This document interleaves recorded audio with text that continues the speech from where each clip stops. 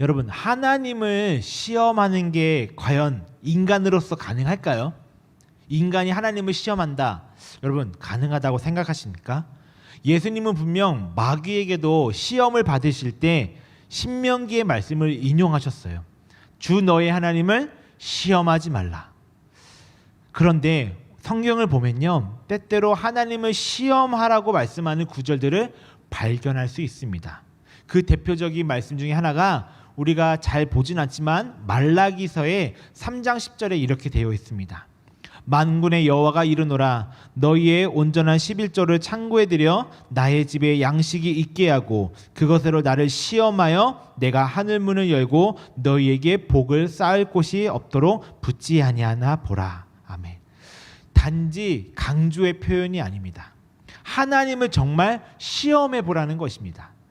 먹고 사는데 힘들어서 하나님의 말씀을 따라 하나님이 주인 되심을 고백하면서 눈에 보이는 계산을 내려놓고 보이지 않는 그 하나님의 역사를 바라보라는 것입니다.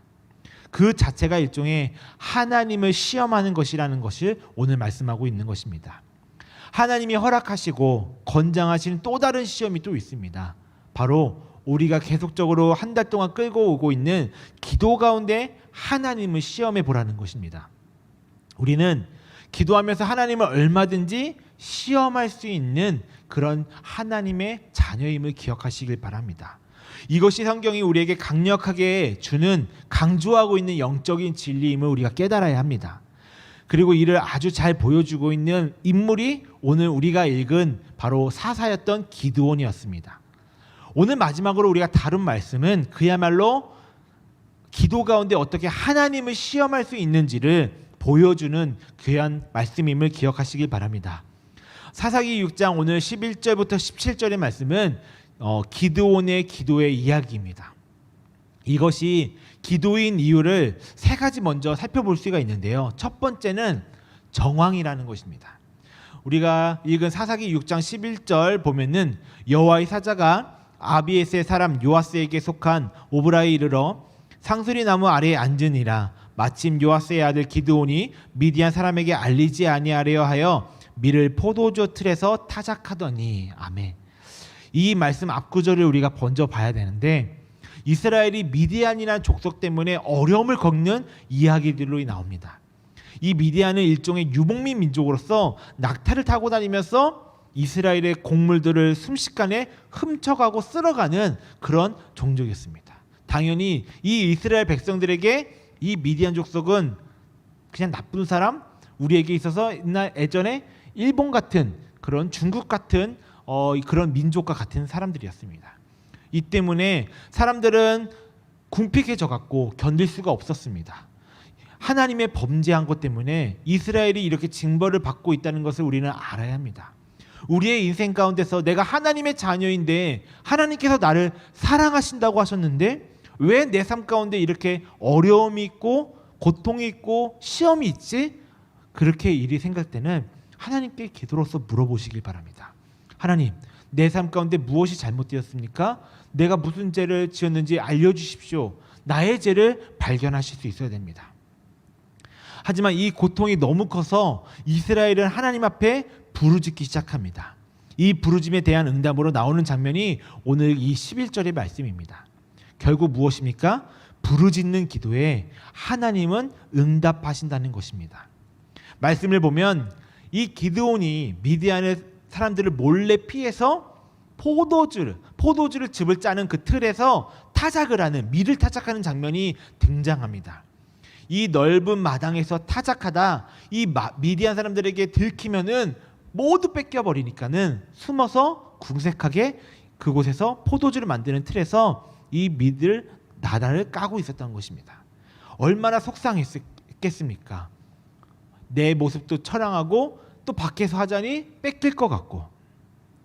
그런데 우리가 알아야 할 것이 하나님의 사람은, 신앙의 사람은 이런 힘든 상황이 오면 닥쳤을 때 반드시 기도를 해야 한다는 것입니다.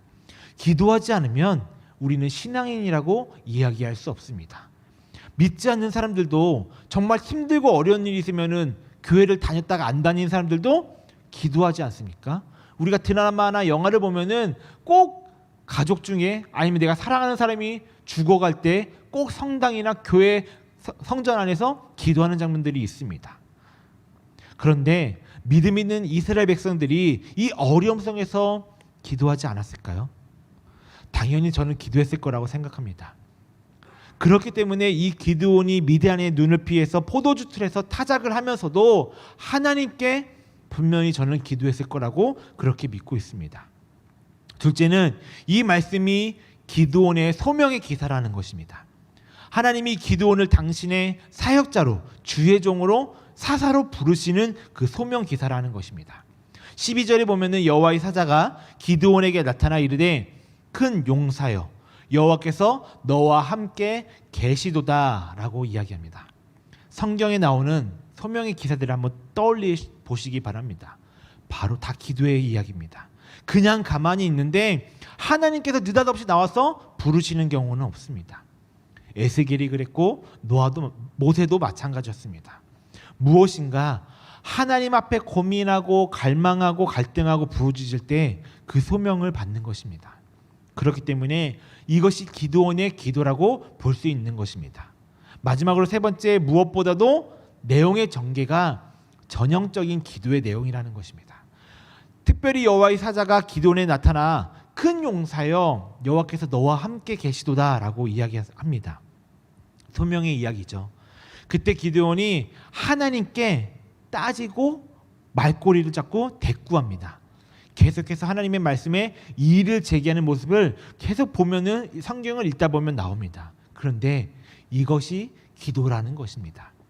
기도에 이렇게 하나님한테 했다가는 죽음을 당할 수 있고 버림을 받을 수가 있습니다. 그리고 나서 그는 증거를 보여달라고 합니다. 이것이 하나님을 시험하는 것입니다. 기도가 아니고서는 하나님을 시험할 수 있는 것은 불가능합니다. 어떻게 감히 하나님인 것을 증명하라고 요구하면서 하나님을 시험할 수 있겠습니까?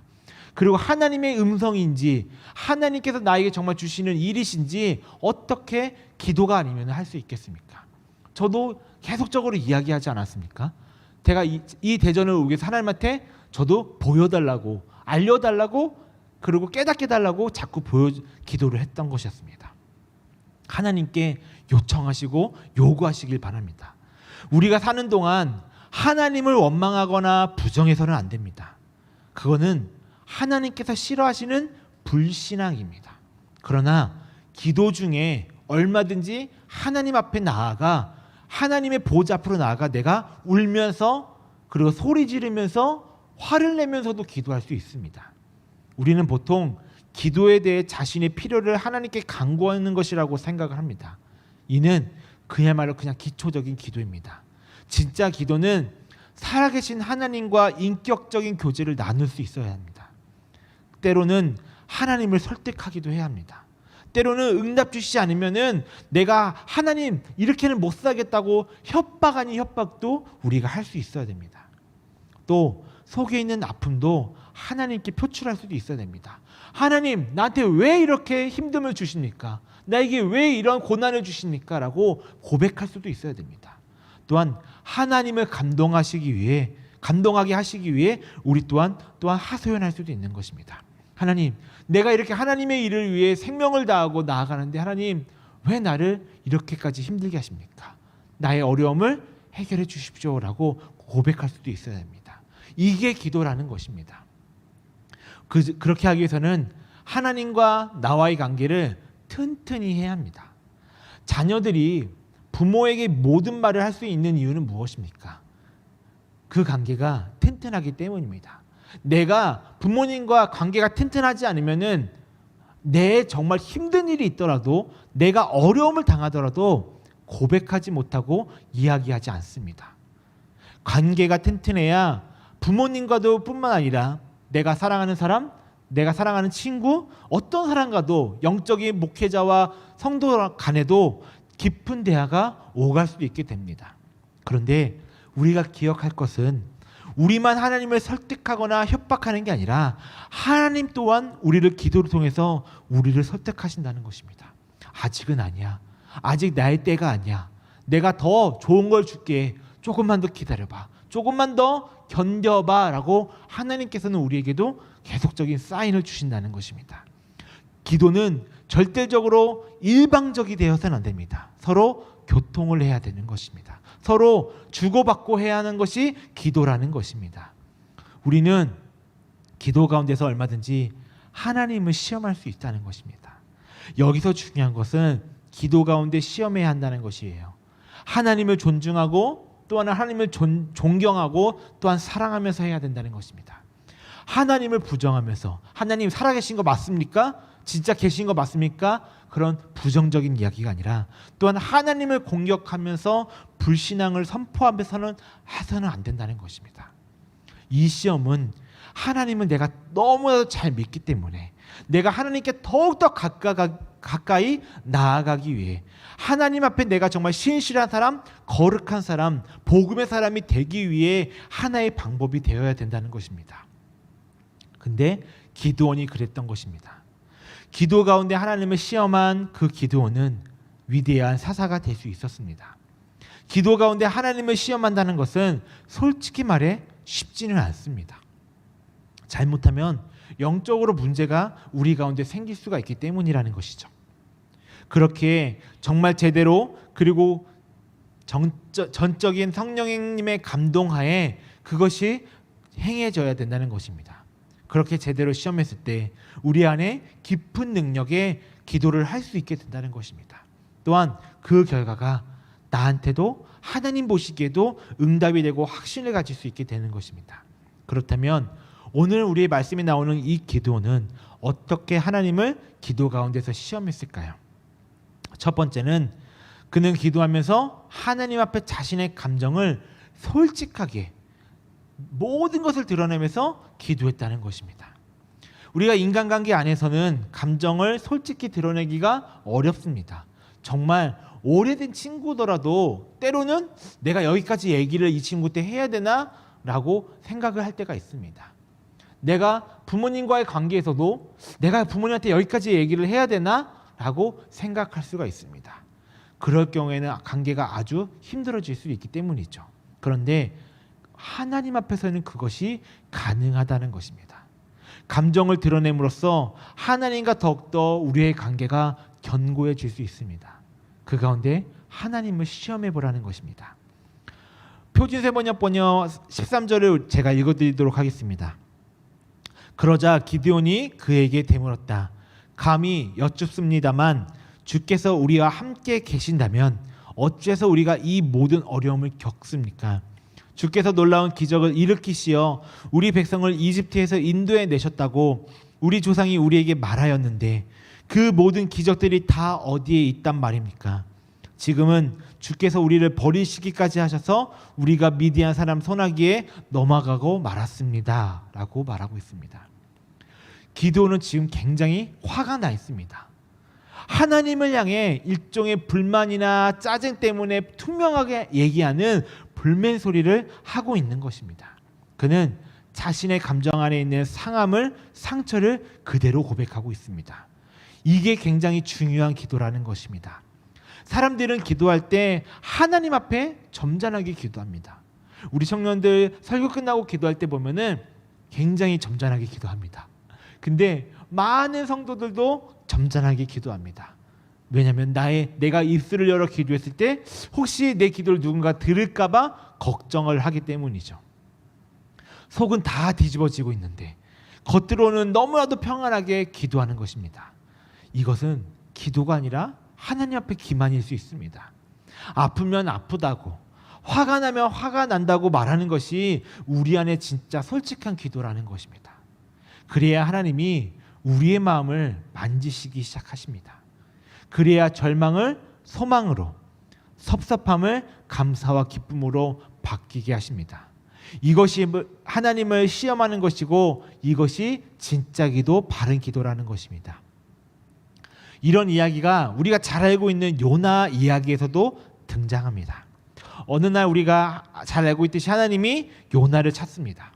그리고 니느웨에게 그들의 죄가 너무나도 심하니 가서 말씀하라고 하십니다. 멸망시키겠다고. 당시 니느웨는 멸망당할 정도로 많은 죄를 지었고 악한 도시였다고 합니다. 그러면 어느 정도 악했을까? 우리가 창세기에서 보듯이 아마 소돔과 고모라처럼 정말 죄라는 죄, 지금 우리가 시대에 살고 있는 정말 모든 죄들이 그 시대에도 있었을 거라고 저는 생각합니다. 그때 요나는 마음에 불평과 불만을 품고 하나님한테 삐쳐서 니느웨가 아닌 다시스로 도망을 칩니다. 여기서 진짜 문제는 요나가 삐쳤는데 그것에 있지 않습니다. 또한 불순종하는 것에 있는 것이 아닙니다. 이 이야기의 진짜 가장 큰 문제가 무엇이냐? 그것은 자신 안에 있는 그 섭섭함 그리고 불평과 분노를 표출하지 않았다는 것입니다. 아무렇지 않은 것처럼 네 하겠습니다 라고 말해놓고서는 하지 않는 것입니다. 죄송합니다. 결국 하나님은 요나를 붙잡기 위해 풍랑을 보내시고 그 결과 요나는 바다에 던져져 물고기 뱃속에 들어가서 고난을 겪게 되는 장면이 나옵니다. 그리고 나서 니느웨에서 하나님이 명하신 대로 외칩니다. 그런데 문제가 터지죠. 요나의 예상대로 이들이 회개하고 하나님 앞에 고백하며 나아간다는 것입니다. 용서받지 말아야 하고 멸망당해야 될 거라고 생각했던 그들이 하나님이 앞으로 나아가 회개하며 하나님의 용서를 받는 것입니다. 그것 때문에 또 요나는 단단히 삐집니다. 성경은 이 장면에 대해 요나가 매우 싫어하고 성냈다고 이야기하고 여호와여 원하건대 이제 내 생명을 거두어 가소서 내가 사는 것보다 죽는 것이 내게 나음이니이다 라고 내 목숨까지 내놓으면서 불평불만을 하고 있습니다. 하나님은 이러한 요나의 마음을 돌이키시기 위해서 박넝쿨 사건을 그에게 보여주시고 그의 마음을 만져주십니다. 우리가 알고 있듯이 이 요나서 1장과 그리고 지금 회개하고 나서 이 박넝쿨 사건 4장은 전혀 다른 스토리입니다. 차이가 무엇일까요? 1장에서 요나는 자신의 감정을 드러내지 않습니다. 그런데 이 4장에서는 솔직하게 내가 불만합니다. 불만이 있습니다. 하나님 왜 이렇게까지 얘네들을 회개시키고 구원해 주시는 겁니까? 라고 얘기를 합니다. 그런데 그때 역사가 달라졌다는 것입니다. 우리도 마찬가지입니다. 우리가 하나님 앞에 감정을 솔직히 쏟아놓으며 하나님이 우리를 설득하신다는 것을 기억하시길 바랍니다. 우리의 마음을 만지십니다. 그래서 그 마음을 바꿔주십니다. 하나님을 시험하는 것이 바로 이것입니다. 우리가 하나님 앞에 쏟아놓는 만큼 우리 안에 하나님께서 은혜를 받게 하시고 채워주신다는 것입니다. 두 번째는 기도는 하나님한테 질문을 드렸습니다. 즉 하나님의 섭리에 대해 이의기를 제기했던 것입니다. 세상에서 제일 답답한 학생이 무엇입니까? 모르는데 내가 수업을 듣고 이 문제가 이 내용이 모르는데 아는 척하고 넘어가는 것입니다. 모르면 모른다. 이해가 안 된다면 안 된다. 그리고 받아들일 수 없으면 없다고 이야기를 해야 합니다. 제가 가끔씩 어떤 일을 할 때 우리 간사님께서 이야기를 해줄 때가 있어요. 그런데 제가 가만히 멍하게 있습니다. 그리고 아무 말도 못합니다. 그러면 간사님이 이해 못하셨죠? 네, 못했습니다 라고 솔직히 이야기합니다. 왜 솔직하게 얘기하죠? 제가 진짜 이해하지 못했기 때문에. 근데 그것이 저는 부끄럽다고 생각하지 않습니다. 왜? 나보다 더 뛰어난 간사님의 능력을 가지신 분이 나에게 얘기했을 때 내가 아직 그걸 모르기 때문에 잘 못하는 부분이기 때문에 이해시키기 위해서 다시 한번 저에게 설명을 해주고 알려주시고 또한 4층에서 1층까지 내려오실 때도 있다는 겁니다. 감사하죠. 여러분, 모르면 모른다고 받아들일 수 있는 것도 정말 중요합니다. 질문해야 합니다. 모르겠습니다. 알려주세요. 어떻게 하는 겁니까? 하나님 이걸 어떻게 해야 된다는 겁니까? 질문할 수 있어야 됩니다. 그러면 하나님이 대화를 통해 여러분들의 기도를 통해 말씀해 주시고 또한 상황을 통해 깨닫게 하신다는 것입니다.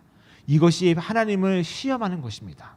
15절에 보면 그러나 기드온이 그에게 대답하되 오 주여 내가 무엇으로 이스라엘을 구원하리이까? 보소서 나의 집은 므낫세 중에 극히 약하고 나는 내 아버지 집에서 가장 작은 자니이다. 기도는 지금 하나님 앞에 따지고 있습니다. 나같이 약한 자가, 나같이 제일 작은 자가 무능력한 사람이 어떻게 할 수 있습니까? 그러면서 자신은 할 수 없다고, 하나님의 섭리를 알 수 없다고, 하나님의 이야기를 나는 받아들일 수 없다고 이야기합니다. 이처럼 우리도 기도하면서 하나님에게 질문하거나 따질 수 있어야 합니다. 그래야 하나님의 답을 알 수가 있고 얻을 수가 있습니다. 질문만 던지고 끝나는 기도는 없습니다. 진짜 기도는 질문에 대한 답을 얻을 때까지 가야 합니다. 그 시간이 어떨 땐 정말 바로 올 때가 있어요. 우리가 기도의 자리에 무릎 꿇자마자 기도를 했을 때 바로 응답해 주시는 경우도 있습니다. 왜냐하면 이것이 나에게 있어서 하나님이 보시기에도 하나님의 때이기 때문입니다. 그런데 어떨 때는 10년이 걸릴 때도 있고 20년이 걸려서야 깨달을 때도 있다는 것입니다. 여러분, 우리가 불신앙이나 하나님을 부정하는 것은 아닙니다. 이는 하나님의 깊은 섭리를 이해하기 위한 과정입니다. 하나님의 뜻을 내가 온전히 받아들이기 위한 건강한 방법임을 기억하시기 바랍니다. 하나님은 우리가 기도를 통해 질문하시기를 원합니다. 우리의 질문을 너무나도 기다리고 계십니다. 우리의 좋은 스승이 되시며 또한 선생님이 되시며 또한 아버지가 되십니다. 하나님은 우리에게 깨달음을 주고 싶어 하시기 때문입니다. 여러분, 기억하시고 기도하는 가운데 계속적으로 질문하시고 쏟아부으시길 바랍니다. 마지막으로 세 번째는 기도는 하나님에게 응답의 표적, 기적, 증거를 보여달라고 합니다. 하나님 앞에 기도하면서 여기서 진짜 문제는 요나가 삐쳤는데 있지 않았습니다. 불순종하는 것에도 있지 않았습니다. 표적으로, 증거로 응답해달라고 요구하는 것이 바로 하나님을 시험하는 것이라는 것입니다. 17절에 보면은 기드온이 그에게 대답하되 만일 내가 주께 은혜를 얻었으면 나와 말씀하신 이가 주 되신 표징을 내게 보이소서. 증거를 보여달라는 것입니다. 하나님, 내가 정말 이렇게 기도하는 것 하나님의 응답을 받아들이겠는데 진짜입니까? 진짜 하나님의 증거가 맞습니까? 보여달라는 것입니다. 나는 내 믿음이 연약해서 정말 내가 봐야지만, 내가 내 귀에 마음속에 들려야지만 믿겠습니다 라고 하나님 앞에 진실되게 이야기합니다. 어떻게 보면 굉장히 위험한 거죠. 때론 건강하지 못한 신앙처럼 보일 수도 있습니다. 그런데 분명한 것은 지금까지 수많은 믿음의 사람들이 어려움을 당할 때 이렇게 구했고 그 증거를 얻어왔습니다. 하나님을 시험하는 것입니다.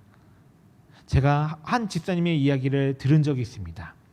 이 집사님은 아버님이 경영하는 꽤 큰 규모의 회사를 물려받기 위하여 경영 수업을 하고 있었다고 합니다. 어느 날 회사에서 외국에서 주문한 굉장한 비싼 시계가 왔는데 이 비싼 시계가 들어오면 전통적으로 그 회사 안에서 고사를 지냈다고 합니다. 그런데 그 집사님의 마음속에 내가 신앙인인데 고사를 지내는 것이 아니지, 이건 하나님께서 기뻐하는 것이 아닐 거야 라는 생각이 들었다는 것입니다. 당시 이 집사님 내부는 그 집안 가운데, 가정 가운데 믿음이 없던 가정 가운데 유일하게 믿는 가정이었다고 합니다. 그런데 괜히 신앙 운운했다가는 큰일 날 것 같았고 고민하다가 기도하기 시작했다고 합니다. 하나님, 어떻게 해야 할까요? 이제는 내 믿음이 자라서, 내 믿음이 조금 성숙해져서 이것이 하나님 앞에 죄라는 것을 알겠고 이것이 하나님께서 싫어하는 범죄라는 것을, 불순종한다는 것을 알았는데 이제 어떻게 합니까? 내 기도 가운데 하나님의 기적을 보여달라고 기도하기 시작하셨다고 합니다. 그래서 하나님한테 이렇게 기도했다고 합니다. 하나님, 내일 아침에 내가 출근을 해서 아버지에게 인사를 했을 때 아버지가 회사 이야기를 먼저 묻는 것이 아니라 가족, 특히 손자들, 내 자녀들의 이야기를 물으시면 고사 지내지 말라는 하나님의 뜻이라는 것을 알도록 하겠습니다 라는 기도를 했다는 것입니다. 다음날 아침 이 집사님은 출근을 했고 아버지를 찾아 인사를 드렸다고 합니다. 그런데 생전 그런 분이 아니신 아버님께서 그날따라 갑자기 누구누구 잘 지내니? 잘 크고 있니? 어디 아픈 데는 없니? 손자들의 이름을 부르며 어떻게 지내고 있는지 안부를 묻는 것이었다고 합니다. 그래서 이 집사님은 이를 하나님의 응답으로 알고 이 아이들의 안부를 전한 후에 고사에 관한 자신의 생각과 믿음을 아버님에게 솔직하게 이야기하기 시작했다고 합니다. 그리고 결과적으로 이번 고사는 불참해도 좋으며 다음부터는 우리가 고사를 지내지 말자 결론에까지 이르게 되었다고 합니다. 하나님이 기도에 대한 응답에 보너스까지 주신 그런 믿음의 고백을 하신 분이 있다고 합니다. 기도하면서 우리가 하나님에게 표적을 구하시기 바랍니다. 하나님한테 표적을 내게 보여달라고 말씀하시길 바랍니다. 확실한 증거를 내게 보여주시옵소서. 하나님은 자신을 그렇게 시험하시기를 원하신다는 것입니다. 그리고 살아계신 하나님은 또한 우리에게, 우리 하나님의 자녀인 우리에게 응답해 주시기를 원하십니다. 물론 점치는 것처럼 잘못 구하면 샤머니즘 신앙이 될 수도 있고 또한 불신앙이 될 수도 있지만, 성령님이 감동하시고 살아계신 하나님의 증거를 구하는 것이라면 내 유익을 구하는 것이 아니라 내 만족을 위해서만 구하는 것이 아니라, 주님, 내가 이것을 하나님의 나라 위에 영광에 쓰임받고 싶고 하기 원하는데 이것이 정말 하나님의 기쁨이 됩니까? 나를 통해 하나님 역사하시는 거 맞습니까? 인도하시는 게 맞습니까? 그것을 구할 때 하나님께서는 응답해 주신다는 것입니다. 여러분들 이왕 신앙생활 하시는 거, 그리고 믿음 생활을 이어나가는 거 밋밋하게 하지 마시길 바랍니다. 살아있는 기도 생활, 역사하시는 은혜를 체험하는 삶, 그리고 그 기도 가운데서 우리를 새롭게 하시는 그 은혜를 맛보는 그런 신앙생활을 하시기를 바랍니다. 그러기 위해서 하나님께 꾸준히 기도하시면서 하나님의 증거를 구하시길 바랍니다. 하나님이 그 표징을 통해서 우리 가운데 역사하시고 응답해 하실 것입니다. 기드온은 위대한 사사가 되었습니다.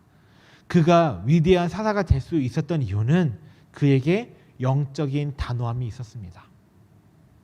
그는 소명을 받은 후 또한 하나님의 증거를 경험하고 바알을 헐고 아세라를 찍어버렸습니다.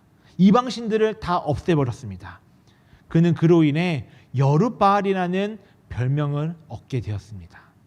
그리고 미디안의 연합군들과 전쟁할 때는 300명을 이끌고 단호하게 나가 돌격했습니다. 이렇게 할 수 있었던 배경은 그 신앙 가운데, 그의 인생 가운데 기도가 있었기 때문입니다. 그 기도의 내용은 전부 하나님을 시험하는 일들이었습니다. 하나님이 정말 나와 계시는지, 나와 함께 하시는지, 이제 정말 이게 하나님의 정말 뜻인지, 하나님께서 기뻐하시는 일인지 알기 위해서 기도 가운데 하나님을 시험했고, 또한 그에 대한 응답을 통해 믿음의 확신을 가졌기 때문에 그는 그의 인생 가운데 두려움 없이, 걱정 없이 이제 믿음의 사람으로서 나아가고 단호하게 승리할 수 있게 된 것입니다. 여러분, 살아있는 소망을 가지시길 바랍니다. 하나님을 시험하는 강력한 기도와 또한 여러분의 신앙 가운데 다이나믹한 신앙생활을 이제는 경험해 보시길 바랍니다. 그러면은 큰 기적을 뿐만 아니라 작은 기적, 정말 내 기도에 응답하시는 하나님 내가 목말라요, 지나가는 누군가가, 청년이, 선생님이, 아이들이 이거 드세요, 이거 마시고 하세요 라고 주는 그런 기적도 경험해 보실 수 있게 될 것입니다.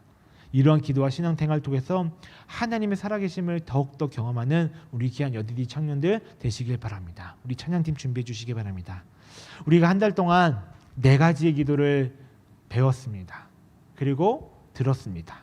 첫 번째는 에녹을 통해서 배웠습니다. 하나님과 동행하기 위한 기도는 3가지가 있었습니다. 하나님을 신뢰하는 기도입니다.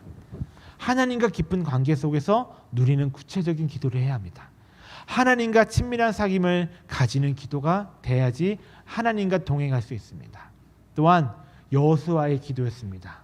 인생의 한계를 넘어서기 위한 그 기도였습니다. 하나님이 응답하실 것을 믿는 기도입니다.